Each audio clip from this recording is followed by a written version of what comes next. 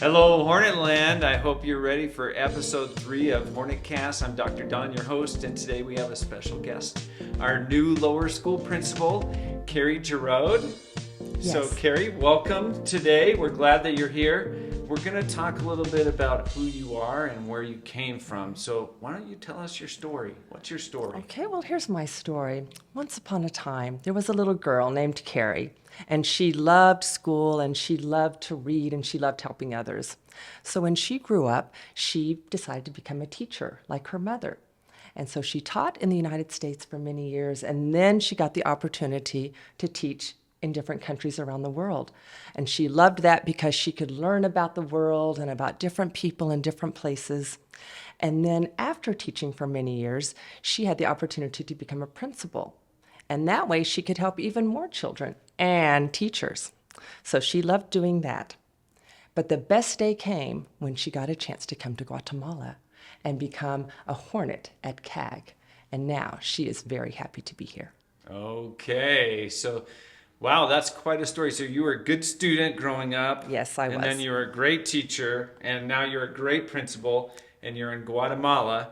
We could take your word for this, of this is who you are. Yes. But we would like to call on some experts from our community Okay. to see if they collaborate and calibrate this story. Okay, so I have right here Oh. some experts from our community in the lower school, some Okay. students who, when we asked them, who is your principal, they said this about you. Okay. And actually, they also drew pictures. Oh. Okay, so this is you. You can see the resemblance. And they can. said that you are kind, safe, responsible, and respectful. So that's one expert.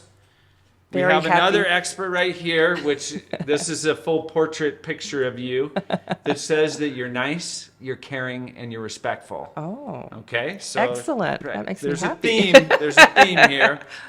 She also helps our community, and she's thoughtful of the students. So they know who you are. You're in their classrooms. They said that you're in the classroom all the time, walking through. Yes, yes. And this is a really good one right here from one student from Asher. She helps students and she helps people to learn the 4 B's. So you are, Kerri, the 4 B's. And because you're the 4 B's, we love you, right? And that's from this student right here, which you can see there's an ample number of hearts I love in this that. picture. Okay? And then we have an artist right here. Actually, Ooh, wow. if we put your face side by side, that's like perfect. Perfect. And of course, you're kind, respectful, responsible, and nice. So this is who would you agree with this? I'm happy to be a role model of the 4 B's, and I'm so happy that our students are noticing that. Thank you. Good, good, good. Well, you're not off the hook yet because Okay. we want to get to know you even a little bit better. All right. So our community has sent in some questions for Oh. you. This is like a fishbowl. Okay. We have parents and we have students and we have staff and teachers which have asked these questions, and they're randomized, right? They're folded up. I'm not cheating at all. This is not Okay. rigged. Okay, the first question, which is actually number 28 according to this paper, describe a great day you had in the classroom. So a great day in the classroom. I love going into the classrooms and seeing the children learning and loving to learn and loving to be around their peers and socializing in Spanish and in English. So a great day is when I see students happy. We like happy students at CAG. If you weren't an educator, what profession would you choose? Oh, that's difficult. I've been an educator for almost 38 years now, so it's hard to imagine something else.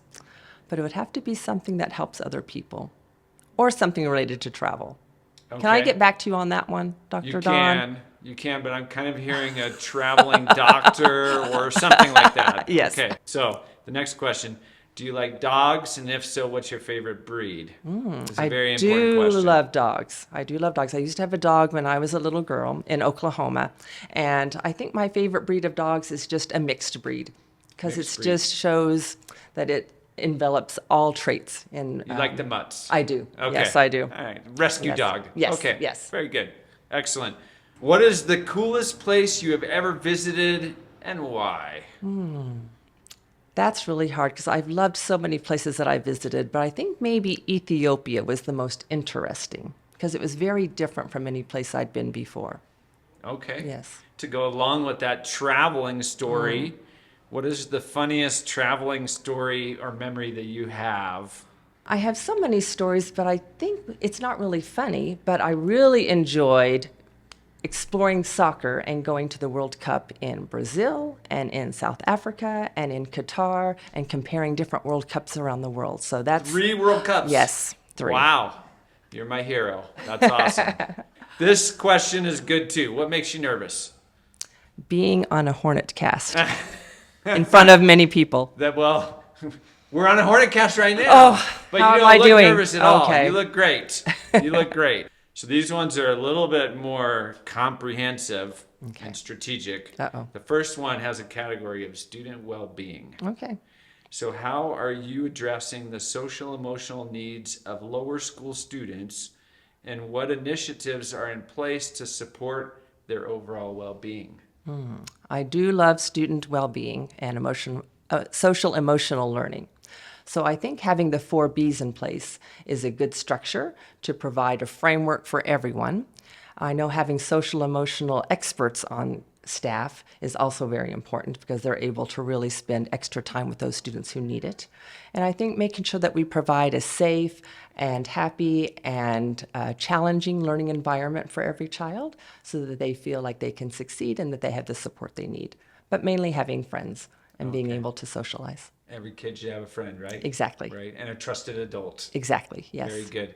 You know, it's amazing that you mentioned the social emotional development specialist, because when I got here, I was like, I can't believe how many social emotional development specialists we have. Isn't it great Yes. to have those experts It's fantastic. supporting our teachers and our students? Exactly, yes. Okay, so this one's about technology. Okay. All right, so how is the lower school managing the use of technology and devices this school year, and what positive outcomes have you observed from these practices so far? Well, I must say the teachers are very tech savvy, so they're using devices in the classroom to support learning. And seeing that the grade 4 and grade 5 students are now using Yonder pouches is really positive. They're not getting onto any phones or tablets during the school day, so they're really focusing on their learning and their friendships.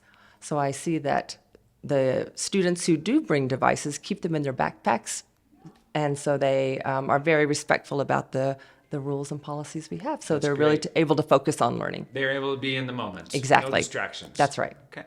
Good Yes. news. We like that. Yes. This one is about positive behavior intervention and supports.